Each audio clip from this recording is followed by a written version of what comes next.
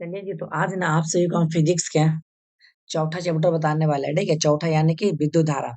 देखिए एकर पीछे ना तोहरा हम चैप्टर 1 2 3 ऑलरेडी पढ़ा दिलियो। अगर जे ना देखला ना जाके देख लिया, प्लेलिस्ट बना लो। ठीक है ना, बहुत ही बेसिक से आप सभी को हम पढ़ाए थे। तो आज ना उसी प्रकार से चौथा चैप्टर को समाप्त करने वाले, एक वीडियो में पूरा के पूरा आपका विद्युत धारा समाप्त कर देंगे, है ना।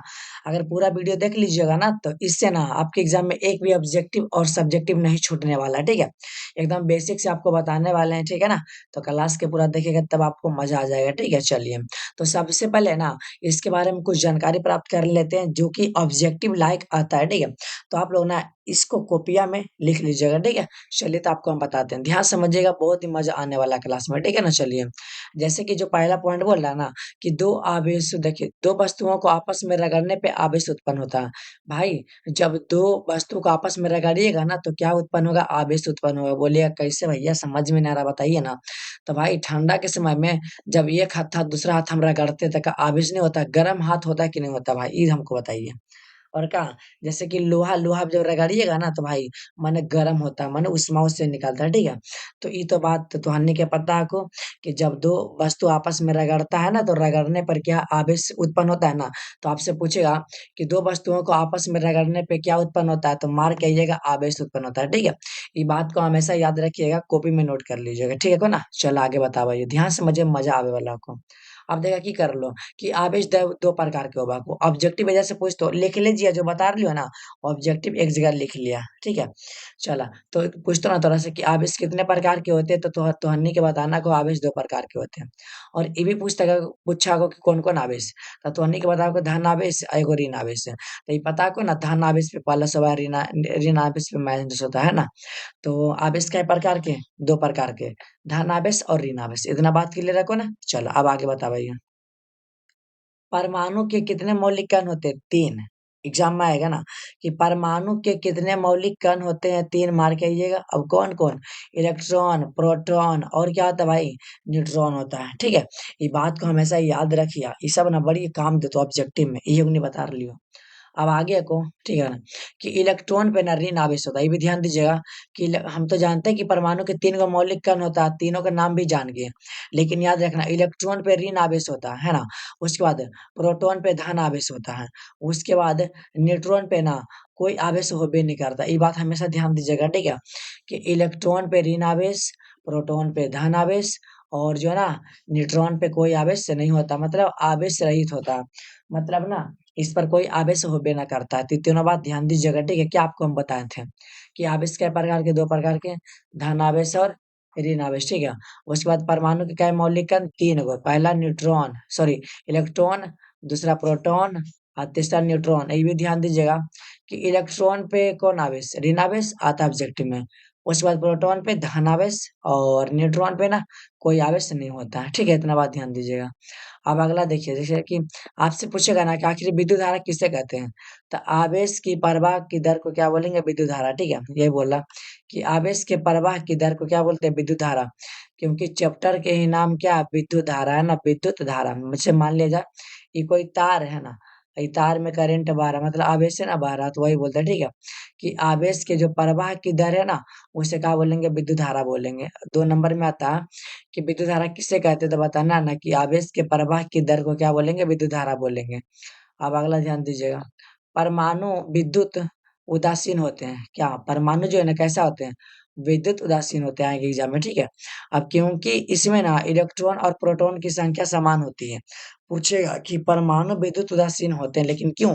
क्योंकि जो है ना परमाणु में किसके किसके संख्या, इलेक्ट्रॉन और प्रोटॉन की संख्या एकदम बराबर होता है ना, बराबर लेके चलिएगा तब ना विद्युत उदासीन होगा। ठीक है, तो आपसे परीक्षा पहले ऐसे पूछेगा। ठीक है ना, चलिए। आपको ये सब बात लिख लेना, जो बता रहे हैं ना बहुत ही काम देने वाला है। ठीक है, पूछेगा ना कि परमाणु कैसा होता है, तो आपको बताना है ना विद्युत उदासीन होता है। लेकिन क्यों होता है ये बताना होगा। तो क्योंकि ना उसमें इलेक्ट्रॉन और प्रोटॉन की संख्या क्या होता है? समान होता है ना। ये बात को हमेशा ध्यान दीजिएगा। ठीक है।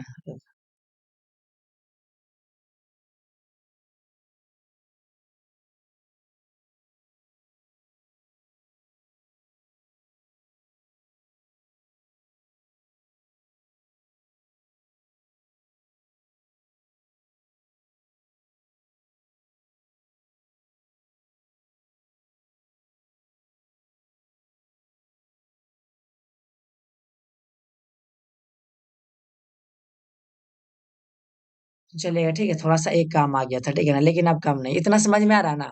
बोलेगा परमाणु कैसा होता है, तो आपको बताना विद्युत उदासीन होता है, लेकिन क्यों होता है? क्योंकि ना परमाणु में मेरे भाई इलेक्ट्रॉन और प्रोटॉनों की संख्या समान होता है, बस इसी कारण से परमाणु में विद्युत उदासीन होता है। अब देखिए, जब देखिए, जब कांच की छड़ को, जांच नहीं बल्कि कांच होना है ना, जब कांच की छड़ को रेशम के कपड़े से रगड़ा जाता है ना, तो कांच का छड़ धनावेशित एवं रेशम का कलर जो है रेशम का कपड़ा लेना बेसित हो जाता है ना। ये बात हमेशा ध्यान दीजिएगा, जैसे कि कोई कांच का छड़ है, ठीक है, कांच का छड़ है, ये रेशम का कपड़ा है। जब ये कपड़वा को इस पे रगड़ेंगे ना, रगड़ेंगे, तो ये कांच की छड़ है ना, ये धनावेशित हो जाता है। क्या हो जाता है?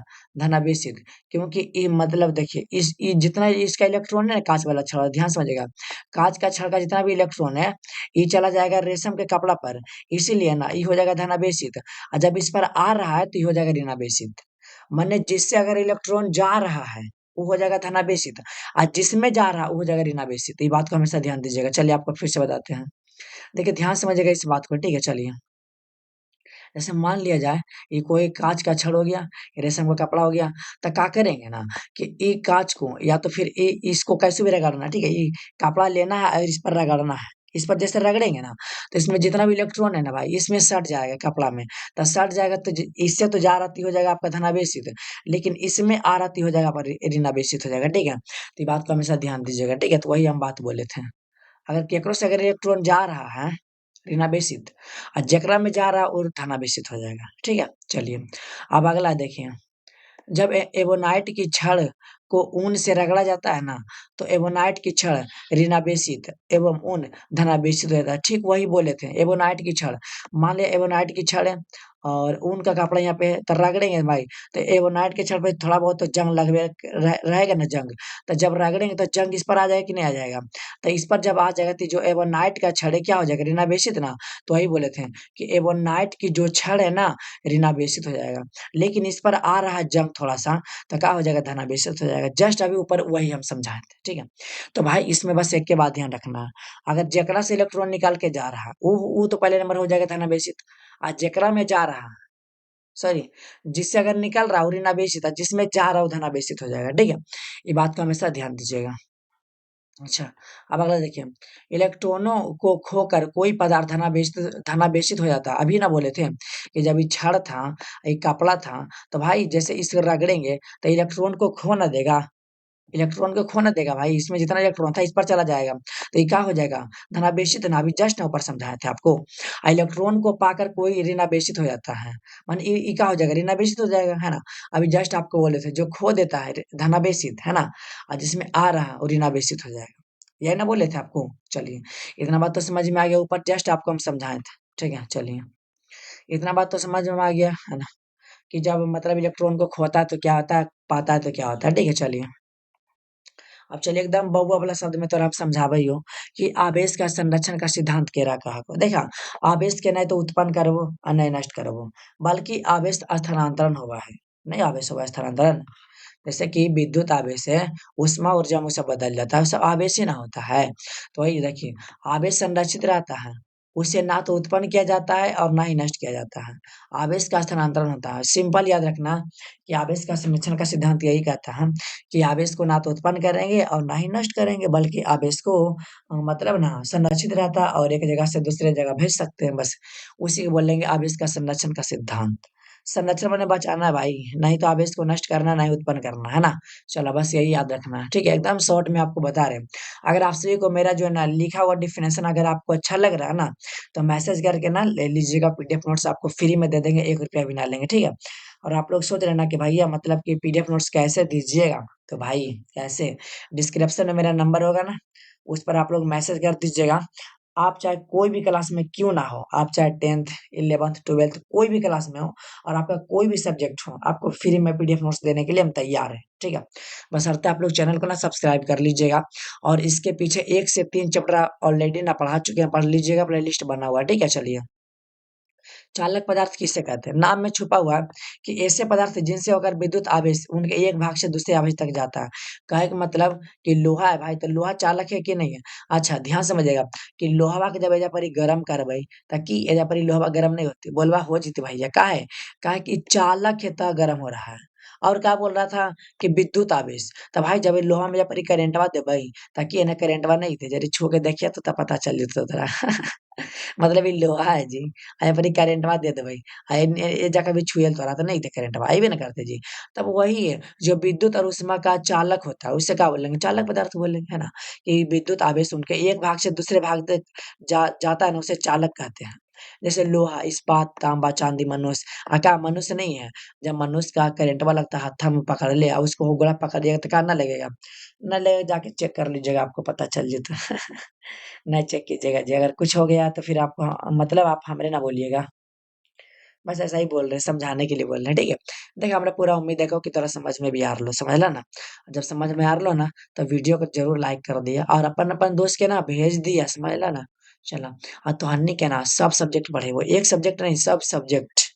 उसके बाद देखिए अब विद्युत रोधी ओकरे उल्टा कर दा जरा से करंट प्रवाहित नहीं होते हैं जैसे कि बोला कि जैसे कि हो गए कोची कांच अब भाई कांच है जैसे कि ई कांच ई कांच कांचवा वजह पर करंट बात दे पाए आई जब कभी छुए लेता नहीं तो करंट बात छू के देख लिया वो अबे न कर तो कभी नहीं तो। अच्छा प्लास्टिक है बस चिमकिल है और चिमकिल में एजा पर ही मतलब कि करंट दे रहे थे एजा पर ही आएगा और रबड़ भी मान लिया जाए कुछ है तो होगा नहीं ना होगा। तो वही बात है तब विद्युत रोधी में जिसमें करंट उसके एक भाग से दूसरे भाग नहीं जाता उसे बोलेंगे विद्युत रोधी पदार्थ या तो अचालक बोल सकते हैं। ठीक है अचालक और चालक जिसके एक भाग से दूसरे भाग करंट जाता है एकदम शॉर्ट में याद रखिए ना जी। कहा ले जाते बड़ा याद रखिएगा। आपको एक वीडियो में ना पूरा के पूरा चैप्टर समाप्त करने वाले है ना। क्लास में बने रहिएगा ठीक है बहुत ही मजा आने वाला है। कितना मिनट हुआ है जी। अभी तो बस 12 मिनट ही हुआ ना चलिए कोई दिक्कत नहीं है। 12 मिनट ही हुआ चलिए आराम आराम से पढ़िए ना क्या दिक्कत है। अब उसके बाद देखिए आप जो बोल रहा विद्युत धारा किसे कहते हैं तभी ना बोले थे कि आवेश के प्रवाह की दर को विद्युत धारा कहते हैं अभी जस्ट ऊपर बोले थे। देखिए जैसे कि आपको बताते ध्यान समझिएगा विद्युत धारा बराबर क्या आवेश आवेश के प्रवाह की दर। तो आवेश तो हो गया प्रवाह की दर। अब भाई दर माने बाटा और जब मतलब करंट बहेगा तो कोई समय में बहेगा कि नहीं बहेगा भाई कि बिना उसका समय रहेगा तो समय में बहता है ना। तो आवेश बटा समय को क्या बोलेंगे विद्युत धारा माने आवेश जो बह रहा है ना वो कोई समय में बह रहा है। तो वही देखिए दर माने क्या होता है बटा होता है तो ये बात हमेशा ध्यान दीजिएगा कि आवेश के प्रवाह की दर माने बटा को क्या बोलेंगे विद्युत धारा बोलेंगे। देखिए आवेश को ना क्यू से बोलते हैं ठीक है और समय को टी से बोलते हैं और विद्युत धारा मान में जानवे जानवे करते आई से बोलते हैं ठीक है। तो मैंने क्यू बटा टी बोल सकते हैं और इसका एसआई मात्रक जो होता है ना एम्पियर होता है ये भी बात ध्यान दीजिएगा कि आवेश का एसआई मात्रक नहीं आवेश का तो कूलम होता है लेकिन आप अगर आपसे पूछेगा ना देखिए, आपको हम बताते हैं, ठीक है? देखिए, जैसे कि बोलेगा विद्युत धारा का ऐसा है मात्रक तो एम्पीयर याद रखिएगा। विद्युत धारा का ऐसा है मात्रक एम्पीयर है ना? और आवेश का कूलम्ब होता है। देखिए, आपको सब बता देते हैं। ये बात हमेशा ध्यान दीजिएगा। ये सब ऑब्जेक्टिव में आता है, ठीक है? कॉपी में नोट कर लीजिएगा, ठीक है ना? चलिए, जो-जो बता रहे हैं ना, एग्ज़ाम में आने वाला है, ठीक है? चलिए, यानी ध्यान दीजिएगा। आवेश का जो ऐसा है मात्रक होता है कूलम्ब होता है। उसके बाद समय का ऐसा है मात्रक सेकंड होता है। उसके बाद विद्युत धारा का ऐसा है मात्रक आपका एम्पीयर होता है। तीनों बात ध्यान रखिएगा, है ना? ये तीनों बात हमेशा ध्यान दीजिएगा। अच्छा, अब उसके बाद अगर आगे हम बात करते हैं थोड़ा समझिएगा। इतना तो समझ में आ गया विद्युत धारा किसे कहते हैं? आवेश की प्रवाह की दर को क्या बोलेंगे विद्युत धारा? अब देखिए, इसका ऐसा है मात्रक एम्पीयर या कूलम्ब प्रति मीटर सेकंड होता है ना? इसी का होता है। उसके बाद इसे आई से सूचित किया जाता है लेकिन अधिकतर आपके एग्जाम में यही आता है ना। ये सब नहीं आता मतलब एम्पीयर फेमस है भाई। ये सब तो नहीं आया आज तक लेकिन ये वाला जो है ना याद कर लीजिएगा एम्पीयर। देखिए 1 एम्पीयर को परिभाषित करना चलिए बताते हैं। यदि किसी चालक से प्रति सेकंड माने 1 सेकंड में जब 1 कूलम्ब आवेश प्रवाहित हो रहा है ना तो विद्युत धारा 1 एम्पीयर होता है। जब 1 सेकंड में 1 कूलम्ब आवेश बह रहा है तो 1 एम्पीयर कहलाएगा। बस 1 एम्पीयर किसे कहते हैं? 1 लगा हुआ था 1 लगा देना सब में, है ना? तो बताना है कि जब कोई चालक से अगर 1 सेकंड में अगर 1 कूलम्ब बह रहा है धारा तो उसे बोलेंगे 1 एम्पीयर बोलेंगे, है ना? आपको पूरा उम्मीद है कि आपको ना समझ में आ गया होगा। अच्छा, अब विभव, विभव ध्यान से समझिएगा विभव। देखिए, जैसे कि मान लिया जाए जैसे कि देखिए ये आपका अनंत हो गया, ध्यान से समझिएगा, ठीक है। ये आपका अनंत, ए से लिख देते हैं अनंत है, ठीक है। और ये आपका हो गया विद्युतीय क्षेत्र होगा, ध्यान से समझिएगा। तो अनंत से विद्युतीय क्षेत्र के, देखिए अनंत से ना विद्युतीय क्षेत्र के किसी एक बिंदु तक जो लाने में किए गए कार्य है ना, उसे बोलेंगे विभव बोलेंगे, है ना। मतलब याद रखना विभव किसे बोलेंगे, तो विद्युत क्षेत्र के किसी एक बिंदु से विद्युतीय क्षेत्र के किसी एक बिंदु तक लाने में किए गए कार्य को क्या बोलेंगे, विभव बोलेंगे। वही है, देखिए कौन सा आवेश, तो एकांक धन आवेश को, ठीक है। तो बताना है कि अनंत से एकांक धन आवेश को विद्युतीय क्षेत्र, ये वाला हो गया ना, विद्युतीय क्षेत्र के किसी बिंदु तक जो लाने में किए गए कार्य है ना, उसे क्या बोलेंगे, विद्युत विभव बोलेंगे। चलिए आपको फिर से समझाते हैं डिफिनेशन से, देखिए क्या समझिएगा।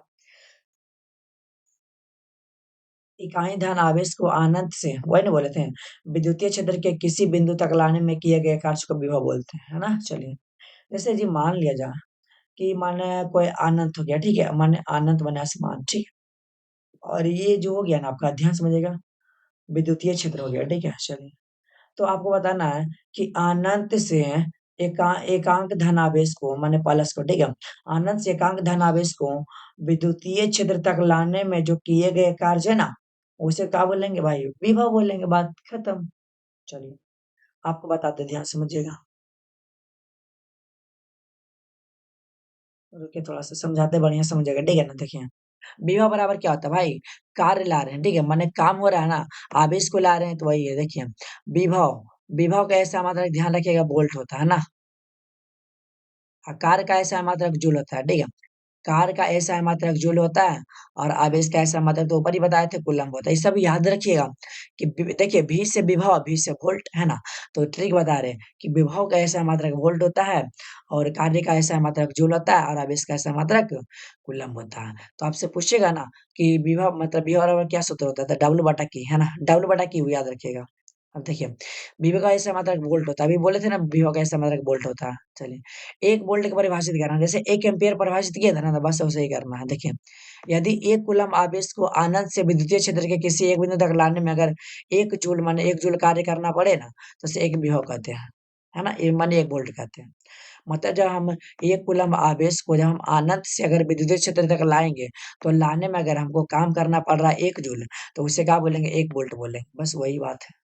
देखिए विभवांतर क्या है, देखिए दो बिंदुओं के बीच के अंतर को विभवांतर बोलेंगे, माने यहाँ पे एक बिंदु है, एक बिंदु यहाँ पे, तो इसके बीच के जो बीच में अंतर है ना, उसे बोले विभवांतर। नाम में छुआ विभवांतर, माने अंतर, विभव में अंतर को विभवांतर बोलते हैं। देखिए एकांक धन आवेश को विद्युत क्षेत्र के एक बिंदु से दूसरे बिंदु तक लाने में किया गया कार्य, जब भी ना बोले थे कि बस इस इसमें क्या होता है ना कि विद्युतीय क्षेत्र में ही रहता है ना, विद्युतीय क्षेत्र में ही रहता है, एक बिंदु से अगर हम इसको दूसरे बिंदु तक ले जाएंगे, ये थोड़ी हो रहा विभव, विभव होता तब ना उसको आनंद से हम लाते विद्युतीय क्षेत्र में, लेकिन नहीं, इसमें विद्युतीय क्षेत्र में ही हो रहा, विद्युतीय क्षेत्र में ही हो रहा है, एक बिंदु से दूसरे बिंदु तक जा रहा आवेश भाई, उसी को बोलने का विभवांतर। तो दो विभव के बीच के अंतर को क्या बोलेंगे, विभवांतर बोलेंगे। ये बात को हमेशा ध्यान दीजिएगा, ठीक है। चलिए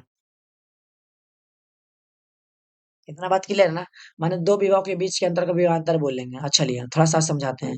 सेम वही है जी, विभवांतर बराबर क्या होता है, कार्य बटा आवेश, सेम वही है, विभव बोले या विभवांतर बोले दोनों के सेम होता है ना, मतलब विभव और विभवांतर दोनों आपस में बराबर है। जैसे विभवांतर का ऐसा मात्रक वोल्ट होता है, तो इसका विभव का वोल्ट होता है ना, तो इसका भी आपका वोल्ट ही होता है, कोई दिक्कत नहीं है, याद ज्यादा नहीं करना, विभव या तो विभवांतर याद कीजिए, ऐसा मात्रक दोनों सेम है। अभी ये भी तो पता है कार्य का ऐसा मात्रक जूल होता है, और आवेश का ऐसा मात्रक कूलम्ब होता है, अभी जस्ट बोले थे। चलिए दोनों बात सेम है, तो लेकिन थोड़ा सा डिफिनेशन अलग है ना। लेकिन विभव में देखिए क्या होता है, आनंद से आता है, आनंद से आता है, विद्युतीय क्षेत्र में आता है, लेकिन विभवांतर में क्या होता है कि विद्युतीय क्षेत्र से ही जाता है दूसरे बिंदु तक, है ना। चलिए ये बात को हमेशा ध्यान दीजिएगा,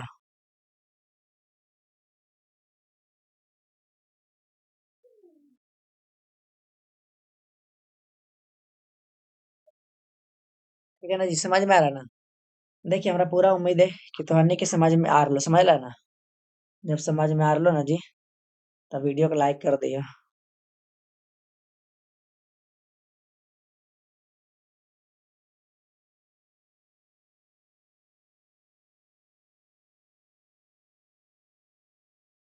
समझ ला, सब लोग वीडियो को लाइक कर दिया, आ इतना इजी तोरा पढ़ा रही हो ना, हमरा ना लागो कि इतना इजी कोई तोरा पढ़ा सका को। अगर पढ़ा देखो तब तो सही है कोई जी, है ना? हम ही ना बोलते हैं कि एगो हम ही पढ़ाते हैं, नहीं, नहीं, हमसे मतलब और भी मतलब इजी से आपको कोई पढ़ा भी सकते हैं। ऐसा थोड़ी है कि एगो हम ही पढ़ाते हैं, चलिए। लेकिन अगर तुहन्नी के पसंद आ लो, वीडियो को लाइक कर दिया। लेकिन डेफिनेशन बहुत ही सभी के शॉर्ट में हम लिखे। देखिए, एक विभवांतर से वही है कि यदि एक कूलम आवेश को ना विद्युतीय क्षेत्र से एक बिंदु से अगर दूसरे बिंदु तक अगर लाने में 1 जूल कार्य करना पड़ता है, उसे 1 वोल्ट कहलाते हैं। बस उस डेफिनेशन ही रहता है, बस 1 जूल और 1 कार्य करना पड़ता है, बस उसी को बोलते हैं ना। चलिए, उसके बाद देखिए, आप थोड़ा समझिएगा। विद्युत विभव या विभवांतर के मात्रक का नाम वोल्ट इटली के वैज्ञानिक क्या है जी? अलेसांद्रो वोल्टा के सम्मान में रखा गया था। याद रखना कि विभव और विभवांतर के मात्रक के नाम का वोल्ट जो है ना कौन रखा था? तो इटली के जो वैज्ञानिक थे के अलेसांद्रा है ना, सॉरी, अलेसांद्रो अलेसांद्रो वोल्टा के सम्मान में रखा गया था। किसके सम्मान में रखा गया था? अलेसांद्रो वोल्टा के सम्मान में रखा गया था। याद रखिएगा। चलिए, ए मीटर के बारे में बताते हैं। ए मीटर अच्छा से पढ़िएगा, क्योंकि आता है भाई परीक्षा में ए मीटर वोल्ट मीटर में आता है। आप लोग इस प्रकार से देखे होंगे ए मीटर, कोई मशीन में देखे होंगे, मोटर में लगा हुआ रहता है ए मीटर, ठीक है? मतलब जैसे धारा उरा मापता है ना जी, करेंट उरेंट, है ना? कोई मशीन में क्या, जैसे धारा मापता है उसमें लगा हुआ रहता है ए मीटर। चलिए बताते हैं, ध्यान से समझिएगा जो कर रहा है ए मीटर आपका। जिस यंत्र द्वारा किसी विद्युत परिपथ की धारा मापी जाती है उसे ए मीटर कहते हैं। कितना इजी है, मतलब अगर आपको बताना, अगर आपसे पूछ दिया ना कि ए मीटर किसे कहते हैं, तो आपको बताना है कि जकरा से करंट मापते हैं उसको ए मीटर कहते हैं, बस, है ना? इसको ए से सूचित करते हैं। देखिए, 90 में छुपा ए मीटर, तो माने ए से ही ना करेंगे। अब उसके बाद इसे विद्युत परिपथ में श्रेणी क्रम में जोड़ा जाता है। बोलिएगा भाई श्रेणी क्रम क्या, याद रखिएगा। बोलेगा कि विद्युत परिपथ माने कि ए मीटर को विद्युत परिपथ में कैसे जोड़ते हैं, तो आपको बताना है श्रेणी क्रम में जोड़ा जाता है, ठीक है? और ए से सूचित करते हैं। उसके बाद इसका आदर्श प्रतिरोध ना शून्य होता है, ध्यान दीजिएगा। क्या होता है? ए मीटर का आदर्श प्रतिरोध क्या होता है? शून्य होता है, ठीक है? इतना बात ध्यान रखिएगा। देखिए, 4 गो चीज आपको हम बताए थे, 4 गो ए मीटर के बारे में, 4 गो याद रखना। ए मीटर पहले कहते हैं किसे? जकरा से धारा मापते हैं उसे ए मीटर कहते हैं, पहला पॉइंट। दूसरा, इसमें याद रखना कि इसको ए से सूचित किया जाता है। तीसरा, इसको श्रेणी क्रम में जोड़ा जाता है। चौथा, इसका आदर्श प्रतिरोध शून्य होता है। बस बात खत्म, आगे चलते हैं। देखिए, वोल्ट मीटर है। अष्टपलाइजर देखे हैं? क्या बोलते हैं जी उस नमूना पता चलता है, अष्टपलाइजर जिसे टीवी भी चलता है जी, तो उसमें भी लिखा हुआ रहता है, देखिएगा भी लिखा हुआ रहता है, ठीक है? चलिए, पहले कहते हैं किससे, देखिए। दो बिंदुओं के बीच विभवांतर मापने वाले यंत्र को वोल्ट मीटर कहते हैं। माने ना, दो विभव के बीच, माने पहला विभव ये दूसरा विभव के बीच में जो कितना विभवांतर है, इन दोनों के बीच में कितना विभवांतर है ना, तो एकरा मापे वाला को क्या बोलेंगे? वोल्ट मीटर बोलेंगे, है ना? चलिए, इसको भी से करते हैं सूचित, इसको समानांतर क्रम में जोड़ते हैं, और इसका आदर्श प्रतिरोध अनंत होता है। बस याद रखना है, 4 बात इसमें भी। परिभाषा किसे कहते हैं? देखिए क्या बोलता है, दो बिंदु के जो बीच का विभवांतर उसे होता है ना, उसे मापने के लिए इसका उपयोग करते हैं। उसके बाद इसको भी से करते हैं सूचित, जोड़ते हैं समांतर क्रम में, इसका जो है ना प्रतिरोध होता है अनंत। ये बात हमेशा ध्यान दीजिएगा। चलिए, सेल किसे कहते हैं? देखिए, बैटरी के समूह को सेल कहते हैं। छोड़िए, हटाइए सब। बैटरी के सेल को क्या बोलते हैं? समूह बोलते हैं। जैसे कि एक बैटरी, दो बैटरी, तीन बैटरी, चार बैटरी, पांच बैटरी, ढेर प्रकार का होता है, ठीक है? अगर एक वो है तब तो बोलेंगे बैटरी, लेकिन एक से अधिक बैटरी माने बैटरी के समूह को बोलेंगे सेल। बस, अगला है, समझिएगा ध्यान से। वो डिफिनेशन पे मत जाइएगा, ठीक है? बैटरी के वो समूह को क्या बोलते हैं? सेल बोलते हैं ना। चलिए, थोड़ा सा इधर समझिएगा कि सेल रासायनिक ऊर्जा को विद्युत ऊर्जा में बदलता है। भाई, रासायनिक ऊर्जा नहीं जानते हैं?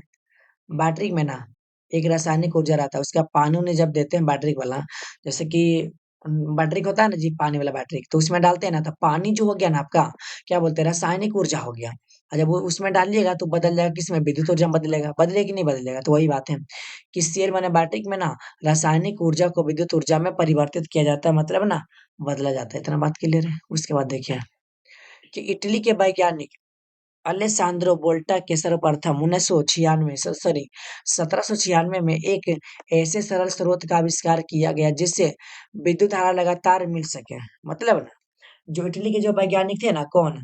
अलेसांद्रो जो थे ना, अलेसांद्रो, उनने सबसे पहले कब 1796 ना एगो ऐसा मतलब कि स्रोत का आविष्कार किया था कि जिससे लगातार करंट मिल सके, है ना? अतः उनके सम्मान में उसका नाम वोल्टियर सेल रखा गया था। उनके सम्मान में उसका नाम क्या रखा गया था? वोल्टियर सेल। ये बात को हमेशा ध्यान दीजिएगा। देखिए अभी ना बोले थे कि सेलों की सामूहिक व्यवस्था को बैटरी कहते हैं। अभी ना बोले थे, चलिए अब उसके बाद देखिए। जिस पथ से होकर विद्युत धारा का प्रवाह होता है ना, उसे विद्युत परिपथ कहते हैं। विद्युत परिपथ देखिए, समझिएगा, विद्युत परिपथ माने रास्ता, परिपथ माने रास्ता। तो जिस रास्ता से होकर धारा जाता माने विद्युत जाता। अच्छा भाई बोलेंगे हम सबका परिपथ कौची है? तो जिस रास्ता से हम लोग चलते हैं, जिस रोड से चलते हैं, उसे चलने वाला रोड कहते हैं। तो उसी प्रकार से नाम में छुपा है विद्युत परिपथ। माने जो परिपथ माने रास्ता है, किसके लिए रास्ता है? धारा के लिए ना। तो जिस रास्ता से होकर धारा जाता है उसे बोलेंगे विद्युत परिपथ। उसके बाद देखिए, विद्युत धारा की प्रबलता को परिभाषित करना है। ठीक है, चलिए बताते हैं कि आखिर विद्युत धारा की प्रबलता किसे कहते हैं। ध्यान से समझिएगा। किसी चालक के किसी अनुप्रस्थ काट को पार करने वाली विद्युत धारा की प्रबलता उस अनुप्रस्थ काट से होकर प्रत्येक समय में प्रवाहित आवेश परिणाम। देखिए ना, समझ में आया होगा। जैसे कि मान लीजिए कि यहाँ पे कोई तार है, ठीक है, ये कोई तार है। ये तार को जब हम यहाँ से काट दिए, तो ये जो सतह बनाता है ना, काटा हुआ जो सतह रहता है आपका, जैसे भाई इस प्रकार से आपका गोल रहता है, ठीक है।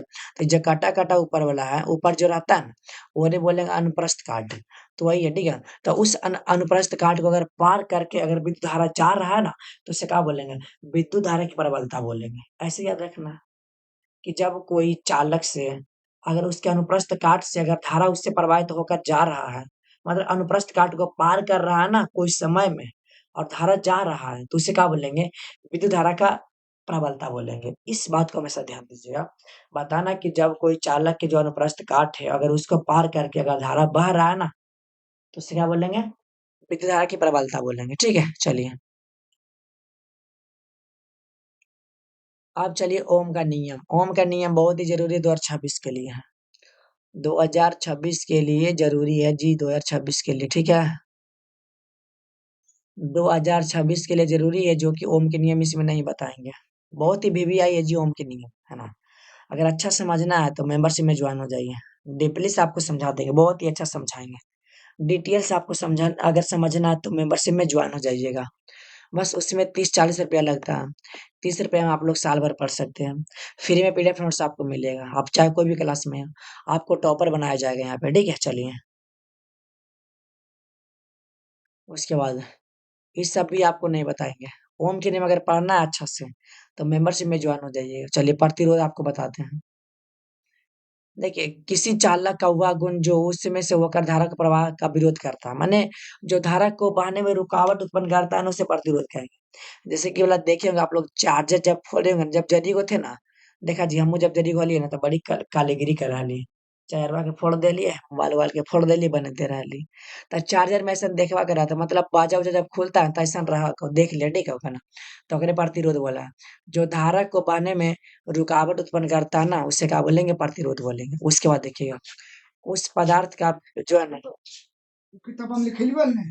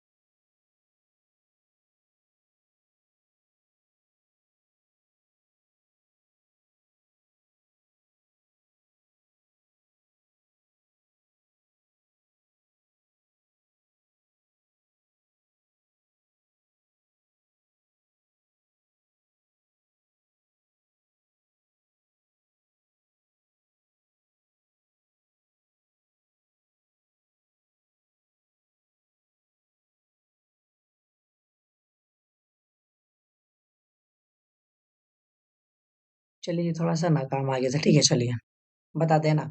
कहाँ बता रहे थे आपको, हाँ प्रतिरोध। जो धारा को बहने में ना रुकावट उत्पन्न करता है उसे बोलेंगे प्रतिरोध। भाई ऐसा ही लिख सकते हैं, कोई दिक्कत नहीं है, ठीक है। अब उसके बाद ध्यान दीजिएगा, उस पदार्थ का विद्युत प्रतिरोध या केवल प्रतिरोध कहलाता है। ठीक है, समझ में आ गया। उसके बाद छोड़िए, अगर नहीं समझ में आया कोई दिक्कत नहीं है, चलिए। अब इसका ऐसा मात्रक ओम होता है, ध्यान दीजिएगा। अगर प्रतिरोध का ऐसा मात्रक बोलेगा तो ओम, लेकिन प्रतिरोधकता का ऐसा मात्रक होता है ओम मीटर। देखिए ओम का सिंबल इस प्रकार से होता है, ठीक है। अगर बोलेगा प्रतिरोध, ध्यान समझिए, अगर प्रतिरोध बोलेगा ना तो बात का हमेशा ध्यान दीजिएगा, कंफ्यूजन होता है। प्रतिरोध बोलेगा तो ओम खाली होगा, लेकिन प्रतिरोधकता बोलता है तो ओम खाली मीटर लग जाता है। ये बात का हमेशा ध्यान दीजिएगा, ठीक है। चलिए अब बात करते हैं, ध्यान समझिएगा। देखिए प्रति देखिए प्रतिरोधकता का ऐसा मात्रक ओम मीटर, अभी जस्ट आपको बोले थे ना कि इसका ऐसा मात्रक ओम मीटर होता है। देखिए उसके बाद प्रतिरोध किसी पदार्थ का वह गुण है। देखिए क्या बोला, प्रतिरोध किसी पदार्थ का गुण है परंतु प्रतिरोधक नहीं है। हाँ, प्रतिरोधक कैसे हो सकता है भाई, हो ही नहीं सकता, ठीक है। उसके बाद देखिए चलिए, अब जो है ना बहुत ही जरूरी है, इससे बना क्वेश्चन आपके एग्जाम में आने लायक है जी। यही सभी सब चैप्टर से आता है आपके एग्जाम में, ठीक है। अगर विश्वास नहीं है ना, क्वेश्चन बैंक ले लीजिएगा, पता चल जाएगा आपको। चलिए, किसी चालक का प्रतिरोध किन किन बातों पर निर्भर करता है, ठीक है। जैसे कि आप सभी का मूड कौन कौन बातों पर निर्भर करता है जी। कि खाना मिलेगा तो मूड मेरा बढ़िया रहेगा, डांस करेंगे है ना, जो भी करेंगे माने मूड मान ले कौची कौची पे निर्भर करता है। तो ठीक उसी प्रकार से तो इसका जो प्रतिरोध है ना, ये करेगा चालक की लंबाई पर, माने तार कितना लंबा है जो उस पर निर्भर करेगा। उसके बाद चालक की मोटाई पर, मतलब तार कितना मोटा है जो उस पर करेगा। उसके बाद चालक पदार्थ पर, माने चालक माने जो पदार्थ है ना, क्या चीज का पदार्थ है, लोहा चांदी या एल्युमिनियम, उस पर निर्भर करता है। उसके बाद चालक के ताप पर, तो माने उसका ताप कितना टेम्परेचर पे क्या होता है, ठीक है, ताप पे भी निर्भर करता है। उसके बाद चलिए आप बताते हैं, प्रतिरोधों का संयोजन किसे कहते हैं। ये कितने प्रकार के होते हैं, संयोजन माने जुटना था, ठीक है। चलिए, दो या दो से अधिक प्रतिरोधों को एक दूसरे से कई विधियों द्वारा जोड़ा जाता है। माने कि प्रतिरोध, आर से बोलते रेजिस्टेंस है ना, are plus R2 plus R3, इसी प्रकार से कई प्रकार के जोड़ते हैं ना, उससे बोलेंगे प्रतिरोधकों का संयोजन। पूछे किसे कहते हैं, तो बताना है ना कि जब कई प्रतिरोध को एक दूसरे को आपस में जोड़ देते हैं उससे क्या बोलेंगे, प्रतिरोधकों का संयोजन बोलेंगे। इतना बात क्लियर है ना। चलिए, अब कई विधि से होता है, जैसे कि पहला मानते श्रेणी क्रम विधि, और दूसरा समांतर बोले या तो पार्श्व क्रम विधि बोलिए, बात बराबर है ना। चलिए आप बताते हैं, श्रेणी क्रम, सॉरी आप बताएंगे श्रेणी क्रम, ध्यान समझिएगा, ठीक है ना। तो प्रतिरोधों के श्रेणी क्रम समूह से आप क्या समझते हैं, तो समझिएगा, जो आपका आर होता है, ध्यान समझिए, रुकिए थोड़ा सा क्या हो गया जी, हाँ रुकिए। देखिए, जैसे कि आर जो रहता है ना, आपका समतुल प्रतिरोध रहता है। तो जो समतुल प्रतिरोध का मान होता है वो अलग अलग प्रतिरोध के योग के बराबर होता है ना जी। जैसे कि मान लिया जाए यहाँ पे 5 लिए, ठीक है। तब 5 बराबर हम क्या लिख सकते हैं, ध्यान समझिएगा, 1 लिख सकते हैं और प्लस 2 लिख सकते हैं, और प्लस में क्या लिख सकते हैं जी, प्लस में 2 लिख सकते हैं। तो क्या जी, इसका जो मान है इस सब के अलग अलग योग के बराबर है कि नहीं है। जब इसको जोड़ेंगे तो 5 ना होगा, ठीक है। तो R माने जो समतुल प्रतिरोध का मान होता है वो अलग अलग प्रतिरोध के योग के क्या होता है, बराबर होता है कि नहीं होता है। चलिए आपको डिफिनेशन बताते हैं, ध्यान समझिएगा डिफिनेशन क्या कह रहा है जो, क्या बोल रहा है कि श्रेणी क्रम में जोड़े प्रतिरोधकों का जो समतुल प्रतिरोध होता है ना, वह क्या बोलते हैं, उन प्रतिरोधकों के अलग अलग प्रतिरोध के योग के बराबर होता है। अभी अभी जस्ट बोले थे कि जो समतुल प्रतिरोध का जो मान होता है वो अलग अलग प्रतिरोध के योग के क्या होता है, बराबर होता है। जस्ट यहाँ पे देखिए लिखा हुआ है ना, तो आपसे पूछेगा ना कि बताइए मतलब ये कौन सा क्रम में जुड़ा हुआ है भाई, तो बताइएगा जब एक क्रम में रहेगा ना जुड़ा हुआ, तो समझना है श्रेणी क्रम है, ठीक है। चलिए, आप समांतर क्रम में बस व्युत्क्रम हो जाएगा, ठीक है। चलिए, अब देखिए समांतर क्रम में होता है कि बस ऊपर में एक दे दीजिएगा, है ना, ऊपर में एक दे दीजिएगा, ऊपर में एक दे दीजिएगा, ठीक है, ऊपर में एक, ऊपर में एक, ध्यान समझिएगा, ऊपर में एक। तो इसको डिफिनेशन मैंने कैसे करेंगे, तो आपको बताना है कि जो मतलब कि समतुल प्रतिरोध का जो व्युत्क्रम का मान होता है, व्युत्क्रम माने बटा में ना, समतुल प्रतिरोध का जो व्युत्क्रम का मान होता है वो जो है ना अलग अलग व्युत्क्रम के मान के योग के बराबर होता है। व्युत्क्रम माने बटा में, ठीक है। चलिए डिफिनेशन आपको बताते हैं, देखिए, समांतर क्रम में जुड़े ये प्रतिरोधकों का जो समतुल का व्युत्क्रम, मतलब व्युत्क्रम का जो मान होता है ना, उन प्रतिरोधकों के अलग अलग प्रतिरोध के व्युत्क्रम के योग के बराबर होता है। जस्ट अभी बोले थे ना, चलिए वही बात है, ठीक है, व्युत्क्रम। इसको बटा में कर दीजिएगा व्युत्क्रम, ठीक है, चलिए। इतना समझ में लो ना कि आखिर श्रेणी क्रम क्या बोला। श्रेणी क्रम माने एक क्रम में रहता है ना, कि जिसमें समतुल्य प्रतिरोध का जो मान होता है वो अलग अलग प्रतिरोध के योग के बराबर होता है, लेकिन समांतर में उसका व्युत्क्रम के योग के बराबर होता है। बस इतनी याद रखना, व्युत्क्रम माने बांटना होता है। माने कि विद्युत शक्ति है ना, तो किसी विद्युत परिपथ में विद्युत ऊर्जा के वेग की दर को उस परिपथ का विद्युत शक्ति कहते हैं। मतलब अगर शॉर्ट में बताए ना, तो आपको बताना ना कि विद्युत धारा मतलब विद्युत धारा की वेग की दर को क्या बोलेंगे, विद्युत शक्ति। मतलब विद्युत धारा जब खर्च होता है ना, उससे क्या बोलेंगे, विद्युत शक्ति बोलते हैं। ऐसे बताना कि जब कोई परिपथ में मतलब धारा खर्च हो रहा है ना, तो उससे क्या बोलेंगे, विद्युत शक्ति बोलेंगे, ऐसे बता सकते हैं। अब ये भी ध्यान दीजिएगा कि शक्ति का ऐसा मात्रक तो होता है वाट, ये बात ध्यान दीजिएगा। शक्ति का ऐसा मात्रक वाट, लेकिन उसका व्यवसायिक मात्रक बोलेगा ना, तो किलोवाट घंटा होगा। ये बात हमेशा ध्यान दीजिएगा। शक्ति का ऐसा मात्रक वाट, कैसे याद रखना, जैसे कोई लड़का है भाई, और लड़का के पास शक्ति आ गया, तो शक्ति अपने पास नहीं रखो, सभी को बांट दो ना, तो बोलेगा शक्ति का ऐसा मात्रक, तो शक्ति को बांट, तो बात हो जाएगा। लेकिन इसका व्यवसायिक मात्रक हो जाएगा किलोवाट घंटा, है ना, ये बात हमेशा ध्यान दीजिएगा।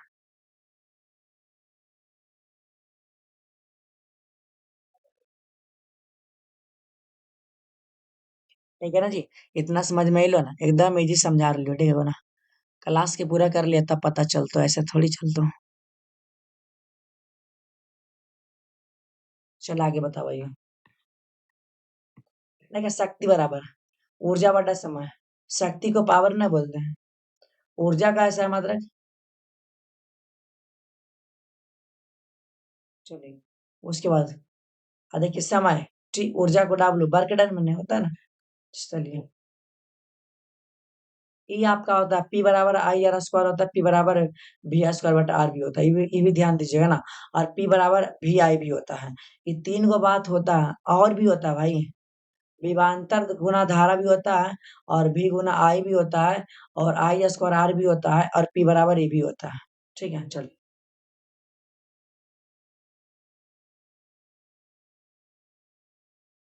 आप विद्युत बल्ब की संरचना, भाई विद्युत बल्ब आप लोग नहीं जानते, इस प्रकार से था। विद्युत बल्ब, भाई विद्युत बल्ब माने ऐसे रहता है, ऐसे इसमें ऐसे ऐसे टंगा हुआ रहता है ना भाई, तो जानबे करते हैं ना। चलिए समझिएगा कि विद्युत बल्ब में एक टंगस्टन की पतली तार तार की छोटी सी जो ना ऐठी हुई कुंडली होती है भाई, इसमें कुंडली रहती है ना। चलिए, जकरा तंतु या फिलामेंट बोलते हैं, ठीक है ना। तो बोलेगा ना कि बल्ब में जो टंगस्टन होता है उसका नाम क्या, फिलामेंट या टंगस्टन, बोले बात बराबर। जिसे तंतु या फिलामेंट कहते हैं। उसके बाद यह तंतु मोटे आधारित तारों द्वारा धातुओं के दो संपर्क बटन से जुड़े होते हैं। माने जो तार होता है भाई, यहाँ जाता है ऊपर, ऊपर जाता है, यहाँ पे दो बटन लगा हुआ रहता है भाई, उससे जुड़ा हुआ रहता है कि नहीं रहता, वही बात लिखे है ना, जुड़ा हुआ रहता है। उसके बाद तंतु एक कांच के बल्ब में बंद रहता है भाई, जो तंतु है वो कांच के न रहता है। अब बल्ब के अंदर निम्न दाब पर नाइट्रोजन आर्गन गैस निष्क्रिय गैस का मिश्रण भरा हुआ था। माने इसमें ना ऑक्सीजन नहीं भरा हुआ रहता भाई। और जैसे कि अगर ऑक्सीजन रहेगा ना भरा हुआ, तो इसमें जो इसका फिलामेंट है ना, वो ऑक्सीजन के संपर्क में आएगा ना, तब भंगुर हो जाएगा, चूर चूर। ये गुण है ना, इससे ऑक्सीजन निकाल लेगा और इसमें निष्क्रिय गैस भर देता है। कौन गैस? उसमें क्या रहता है, आर्गन रहता है और नाइट्रोजन रहता है ना, याद रखना। बोलेगा ना कि उससे मतलब कि ऑक्सीजन मतलब उसमें ना काहे न भरा जाता है, क्योंकि भरेगा ना तो आप फिलामेंट के संपर्क में आएगा ना, तो फिलामेंट टूट कर बिखर जाएगा भाई। इसीलिए उससे निकाल कर उसमें निष्क्रिय गैस भर देते हैं। निष्क्रिय गैस का आने का मतलब नाइट्रोजन और आर्गन। पूछेगा ना विद्युत बल्ब में कौन सा गैस भरा हुआ रहता है, निष्क्रिय गैस माने आर्गन। इसका ट्रिक बता रहे, आना है जरूर। बल्ब जल रहा है तो आना है जरूर, बल्ब जल रहा है तो आना है जरूर। आना कहे का मतलब समझेगा ध्यान से, आ से आर्गन, ना से नाइट्रोजन हो जाएगा, ठीक है। इसका ट्रिक आना है। देखिए, फिलामेंट में हवा के माध्यम में धारा प्रवाहित कराई जाती है, तो यह हवा की ऑक्सीजन से संयोग कर भंगुर हो जाता है। अभी जस्ट बोले थे, अगर ओकरा में हवा भरा है, अगर उसमें करंट डाल रहे हैं, ठीक है, तो का वो हवा के संपर्क में आएगा तो भाई टूटिए ना जाएगा। और टूट जाएगा। इसलिए फिलामेंट जिस बल्ब के भीतर व्यवस्थित रहता है ना, उसकी हवा निकाल कर उसमें निष्क्रिय गैस भर दी जाती है, ताकि ना संवहन द्वारा ऊष्मा की हानि ना होवे। तो आपको पता चल गया ना कि आखिर वो बल्ब से ऑक्सीजन हम काहे निकालते हैं। भाई याद रखना, काहे निकालते हैं, अगर नहीं निकालबी ना तो आराम जे हवा भरल रहती ना, वो हवा फिलामेंट के संपर्क में जरूर रहती। अब वैती तो टूट जीती कि नहीं टूटती। तब बस ओकरा बच्चे को नहीं, बस हवा के निकाल देंगे और हम इसके लिए गैस भर देंगे। बस ये तो बात याद रख।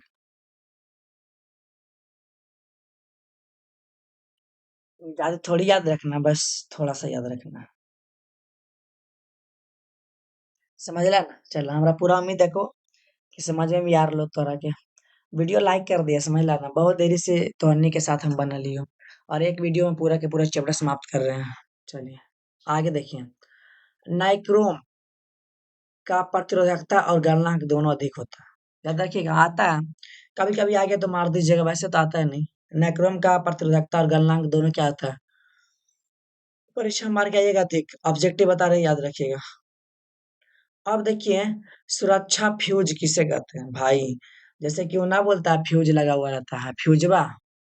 तो भाई फ्यूज नहीं जानते हैं कि जैसे कि घर में करंट जाए से पहले, वो घर से पहले एगो फ्यूज लगा हुआ है कि अगर करंट उरेंट ज्यादा आ जाए ना तो तारवा उज्जी गल जाए, ऊपर करंट जाइबो न करे। भाई तो हनी देखला आती है तो मम्मी मम्मी पापा पापा शायद पूछ लिया, समझ ला कि पापा मैंने फ्यूज कहाँ लगा हुआ पता है को ना।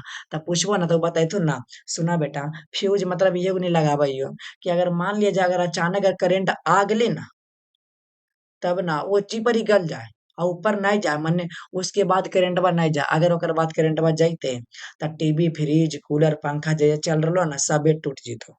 समझ ला। इस तरह हम बताबी एग्जाम्पल से, ध्यान समझिए देखा। जैसे ये घर है, ध्यान समझा ना, ये घर है वो तो तू समझबे कर रखा। अब ये पोल पर से लाइन लो आइलो ना, पोल पर से लाइन। अब ये पर ही पहले नंबर एगो फ्यूज लगाए पड़तो, फ्यूज लगाए पड़तो ना। ये पर ही हम फ्यूज लगा दिए। अब इसके बाद अब ये जैसे घर में गया करंट, ये जैसे टीवी चल रहा, फ्रिज चल रहा, कूलर चल रहा है ना, कूलर है पंखा है जो भी चल रहा है, लेकिन यहाँ पे फ्रिज लगाना जरूरी है। तो जानते हैं यहाँ पर ही मतलब फ्यूज लगा देता है काहे को नहीं, कि अगर एको अगर करंट आ गया ज्यादा तो तरवा या पर ही गल जाए, एजी पर ही ना तरवा गल जाए जाके, ताकि ना आगे करंट नहीं जाए। अब नहीं जीते तो बच जीते पंखा फ्रिज। और ये भी ध्यान रखिए, जब फ्यूजवा लगावा कर ना, ओरा में ना ये भी पूछ लिया पापा से कि पापा ओकरा में पतला तार देवे कि मोटा तार दे।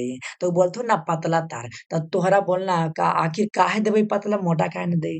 तो तोरा कहथो ना कि सुना, अगर पतला तार दमी ना, तो अगर थोड़ा सा अगर करंट ज्यादा आ गलो तो तरवा उज्जी गल जीतो।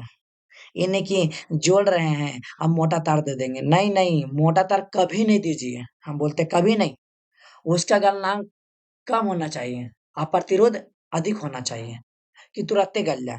तब विद्युत फ्यूज का जो तार होता है ना, उसका गलनांक क्वथनांक क्या होना चाहिए भाई, गलनांक एकदम कम से कम होना चाहिए, माने तुरंत गल जाए। और क्वथनांक नहीं, सॉरी, गलनांक, हाँ गलनांक क्या बोलते हैं, हाँ वही प्रतिरोध, ठीक है। प्रतिरोध भले अधिक होना चाहिए लेकिन गलनांक कम होना चाहिए।